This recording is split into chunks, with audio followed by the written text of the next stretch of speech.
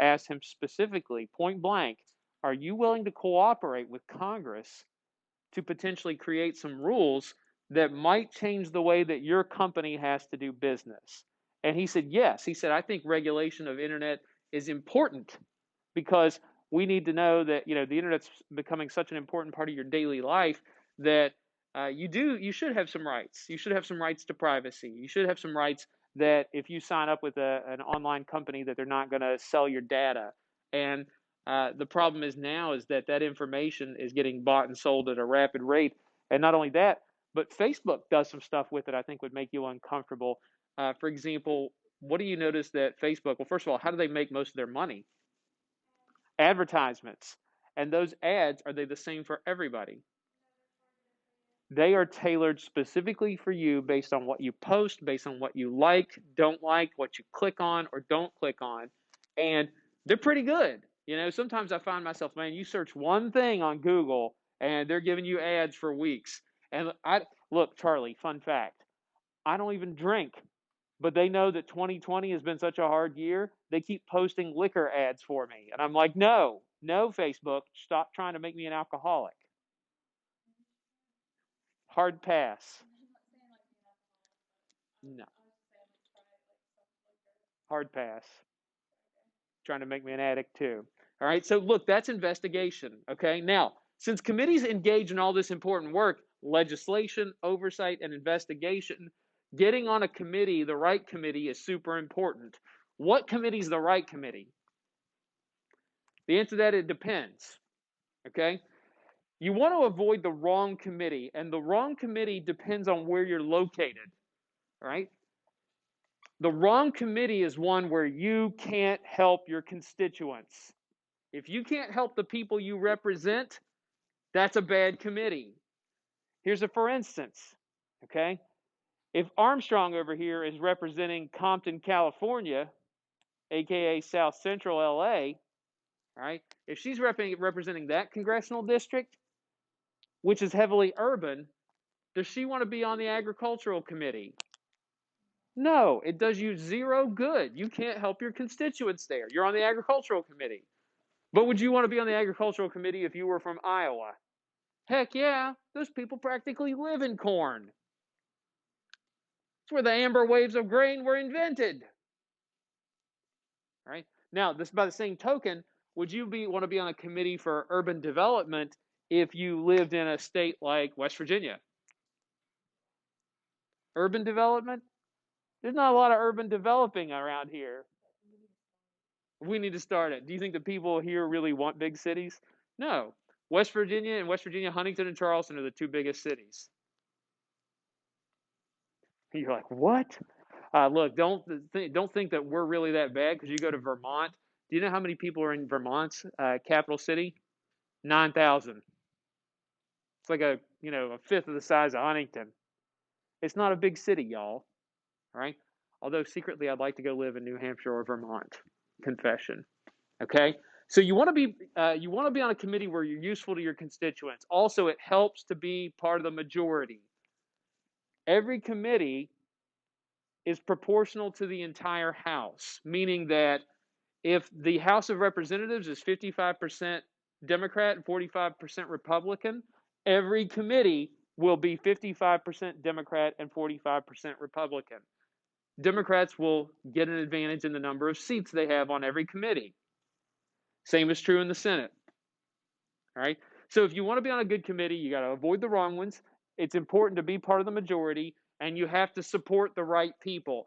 And by supporting the right people, that means supporting your party leadership. Tell me a question. So now that the House is controlled by Democrats, how is the Republican going to be part of the majority if every committee is going to be like majority? Oh, you'll just have to wait until Republicans as a whole were able to get control of the House again. And that's a pain in the butt because you can't do anything about that as one person. All right. Now, supporting the right people. Here's an example. Carol Miller, our representative here in West Virginia, our 3rd District representative, she's on the Ways and Means Committee.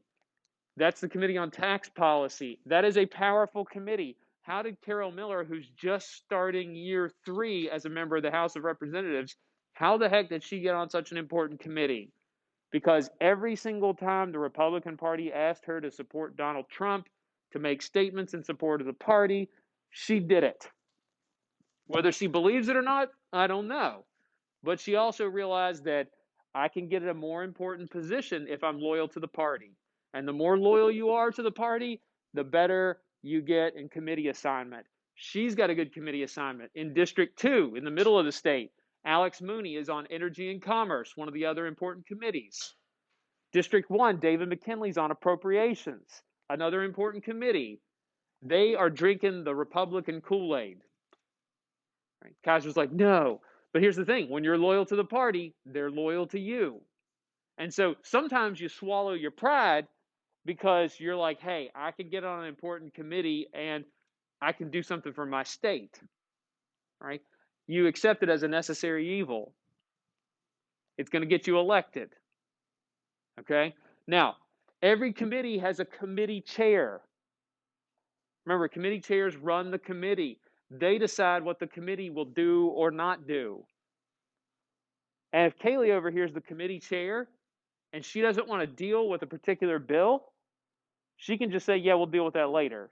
It's my committee. I run it the way I want. And if she wants to hate on certain members of the committee and say, yeah, we're not going to deal with your bills, then we're not going to do it. That's the perk of being the committee chair. Committee chairs are always of the majority party. That's another advantage you get for being the majority party. Committee chairs are always of the majority.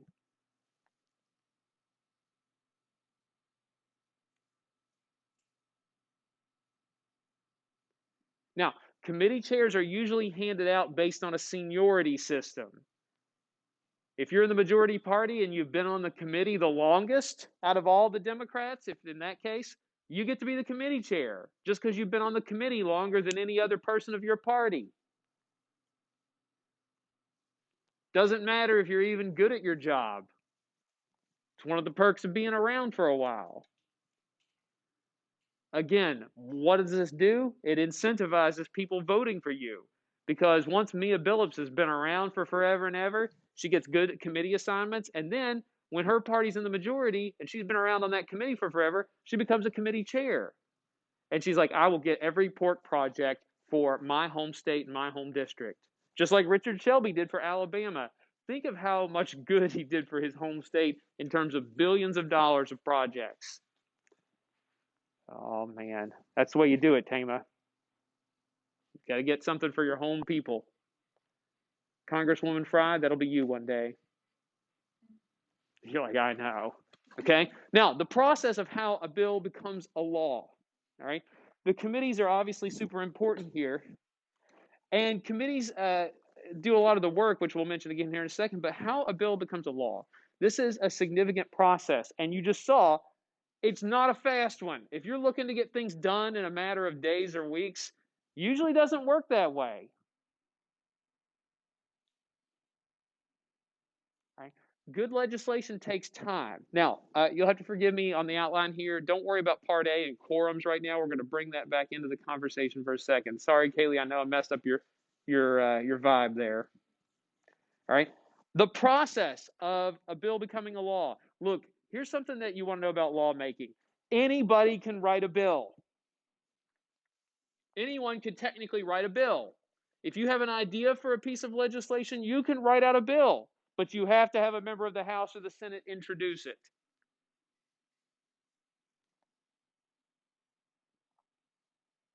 Let's say we wanted to write a bill about, what do you want to write a bill about? I know. Let's do something controversial. Charles, what's a good controversial topic?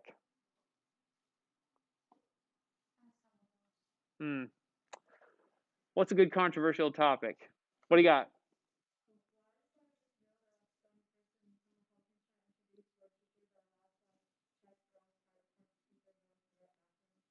Yeah, you know what? We can't even mention that on broadcast. All right, which would be kind of frightening. Let's do something traditionally a little bit crazy here. Let's say we're going to make a law about abortion. Okay, and let's say we were going to make an anti-abortion bill. And let's say, for argument's sake, that Tama's the one who comes up with this idea, and she gets a member of Congress to introduce it for her. Okay? There are three main stages that a bill has to get through. Okay? Committees, the floor, and conference committee. The first stage is going to be the hardest. Three main stages. The first bill is going to be, or excuse me, the first stage is going to be the hardest. Remember, our friend Woodrow Wilson told us most bills are going to die in committee, and what do they die from? Neglect. They just never get around to them. All right? Maybe the anti-abortion bill has the support of Americans. Maybe it even has support in Congress. But it just might not be something that's high on the priority list of the country right now. Because like we said, what's high on the priority list of Americans right now? COVID relief. Okay? It's not that they don't care about abortion. It's just there's something that happens to be a little higher up on our priority list. All right? So you got three stages, and committees, it's going to be the hardest stage to get through. All right? Now, check out the stat. You don't need to know this stat, but you're going to get between 9 to 10,000 bills that are proposed every single year, and not many of them are going to make it. Right? 5 to 10% of the bills get passed. I mean, what else can you find that only 10% of the time you have to be successful, and that's still considered a good job? Getting dates. You might ask out 10 people, but you only need one to say yes. That, even still, like, that's a pretty low success rate. Getting bills passed through Congress, that can be difficult. Okay? So not many bills are going to make it. And remember, part of the theme of this chapter is one of the things you want to do is eliminate bad bills. You don't want bad stuff to get passed into law.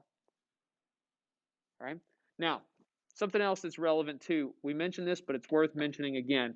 Bills can die at any stage, and most of them are going to die in committee. Okay? Committee is the first and the hardest obstacle to overcome. Just keep that in your mind. Legislation. Ooh. Right? So you got a bill, okay? And let's say we got this anti-abortion bill. We've introduced the bill. Once it's in a committee, there's several things that are going to happen. First of all, remember, party leadership gets to route a bill to whatever committee they want. Right? So let's say our abortion bill, you know what? Let's go back and take a look. What committee do we want it to go through in the House? Let's see here. What committee do you think would be the best one for an anti-abortion bill? Ethics, maybe.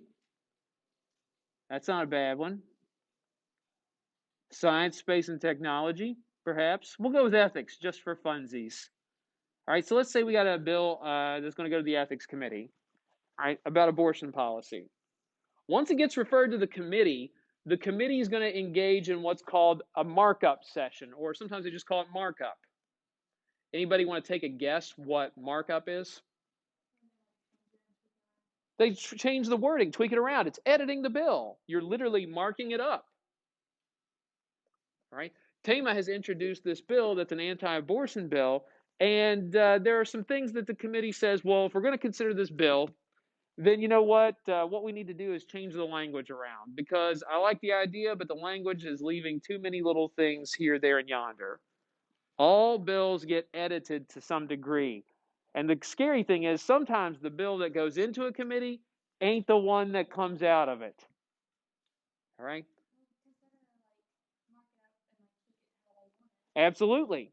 Absolutely. And so Tama may introduce this bill, but she might not be on the ethics committee. And the rest of the members of the ethics committee are like, well, I like the concept, but we need to come up with a better way to carry out this plan. All right. So markup is a good thing. You know, you're editing the bill. That means there's progress on it. Now, in the House of Representatives, okay, if a committee doesn't want to deal with a bill, you can force a committee to deal with it. All right? If they just want to sit on a bill and let it die, you can force it out of a committee. A House member can file what's called a discharge petition. All right? You can only do this in the House, but it's called a discharge petition.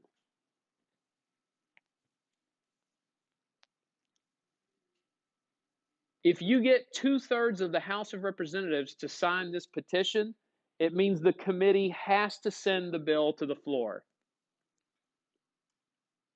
They have to let the bill go.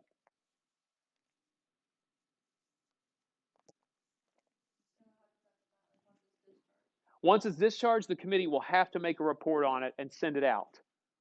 All right. Now, they don't have to report on it favorably. They could recommend that they don't pass it, but they have to let it go. They can't just sit on it anymore. All right. It's hard to get a discharge petition because 2/3 of the House agreeing on anything is difficult. I mean, you couldn't even get 2/3 of the House of Representatives to agree on their favorite flavor of ice cream. We can't even get 2/3 of the people in here to do that. Like, well, go ahead, question. If it's like gonna get discharged though, like is it really gonna get like I feel like that's just kind of like a waste. Like if the committee's already sitting on it, then like what's the point of discharging it because they weren't really a fan of it anyways. Maybe they weren't a fan of it, but maybe, like, for example, like, let's say that Fry over here is the committee chair of the ethics committee, and the only reason she's sitting on this bill is because she's like, you know what, never liked Tama.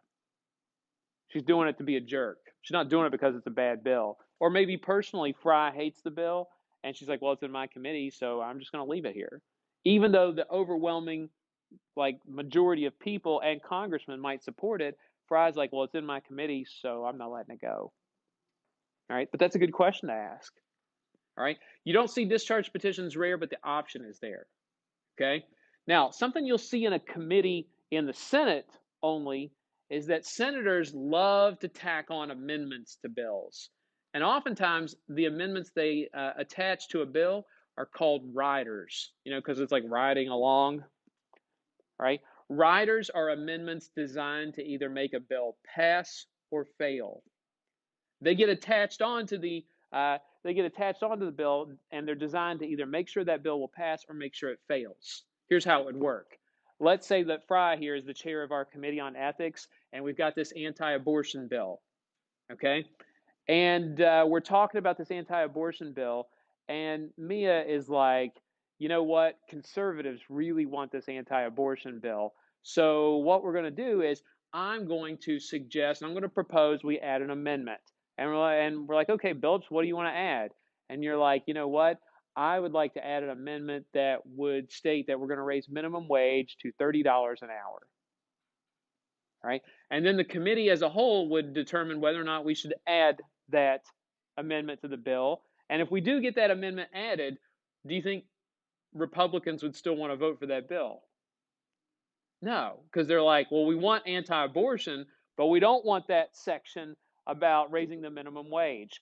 And the beauty part about the Senate is when you add a rider to a bill, it doesn't have to, like, you don't have to have it on topic of what the bill's about. So, like, people are like, what's a minimum wage hike have to do with abortion? And they're like, nothing, but it doesn't have to. You can add an amendment to a bill in the Senate about anything. That's what's really fantastic. Right? Or let's say we wanted to keep it on topic. Mia might say, you know what, on an anti-abortion bill, I want an amendment added that will specifically state that $500 million a year will go to sex education programs and help single mothers. Let's see how pro-life the conservatives are now. And do you think that conservatives will want to spend an extra $500 million on this? Maybe not. Maybe not. All right. And maybe Mia's done enough to sink that bill. Those are what riders are. You can also use it to incentivize. Like, for example, if I want to make sure a bill passes, you can add a pork project. Or maybe you can add something that another senator will like. It's not necessarily money, but it might be part of a law. Who determines the riders again? Great question. In a committee, what we would do, like if we had the anti-abortion bill, you could propose to the whole committee that I want to add this amendment to the bill, and then the committee would vote whether or not they want to add your amendment. So anyone on the committee. Anyone on the committee can propose an amendment. All right? And so those get added frequently during the committee work. Tama. Oh, yeah. You could propose, like, let's say, you know, you want to add, like, you propose the bill, and Kaylee wants to add an amendment, and it's like 10 paragraphs long, and it's called the Kaylee Amendment. And like the Kaylee Amendment to your bill, Senate Bill 20, you know, your original bill was only 3 paragraphs, but her amendment is like 10 paragraphs. Yeah, you can add it, and it could be something long and drawn out and whatever else. Okay? And Kaylee's like, well, surprise, I've got support from the rest of the committee, and we're tacking this amendment onto your bill. Right? Now, the funny thing is, maybe, like, you want an anti-abortion bill, and somebody tacks on the minimum wage hike, and you hate that. Like, that's the worst thing in your mind. When it gets to the Senate floor, you might not even vote for your own bill because you're like, I'm so angry that they tacked on this minimum wage hike.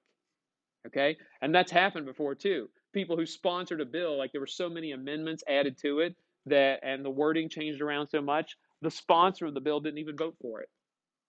Oof.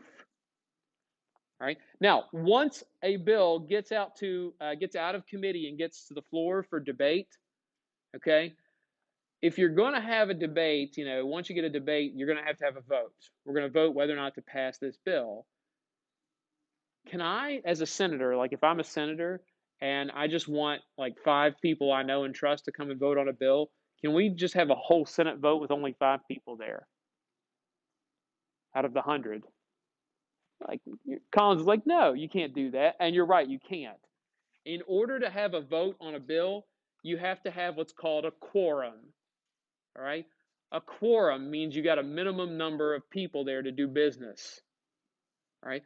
To have a quorum, you got to have a majority, meaning if you wanted to have a vote in the Senate, you got to have 51 senators present. If you've only got 30 senators there, you can't vote on a bill. You can't take a vote. You got to have at least a majority. In the House, you need 218. That way, you can't just bring all your friends and have a vote and like try to pull a fast one. What is it? Quorum? Quoro, or it's up here on the board. I always forget too. Quorums. Quorum. Okay. Voting on the bill. Once you vote on the bill, once you got a minimum number, there's 3 ways you can do a vote. Right? One, you can do a simple voice vote. If we think it's something that's going to pass or fail, pretty obvious, we'll just have a voice vote, and whoever's presiding will say all in favor say yay, all opposed say nay. All right? Some people like voice votes. All right, yeah, because here's the thing. If it's close, like let's say you're on the losing side, you wanted a nay, and the speaker says, well, the yays have it. You can ask for what's called a roll call vote. All right? A roll call vote, literally the clerk calls the roll, and everybody has to stand up and announce their vote. All right? Why do some people not want a roll call vote?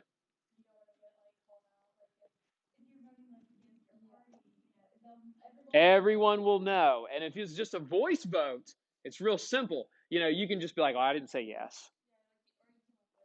Yeah, you're like, no. All right. Now, a lot of the times there's an in-between. You don't have to initially do a roll call. They have a little electronic voting machines where you just hit yay or nay, and that's still public record, but the machine tallies them up. I mean, heck, we do that in the state legislature. We've been doing that for years. No, John McCain did that on the Senate floor one time to express how he is a Republican, didn't want to repeal Obamacare, and he gives it like a thumbs down. And it was very symbolic because it was a Republican measure. Tema.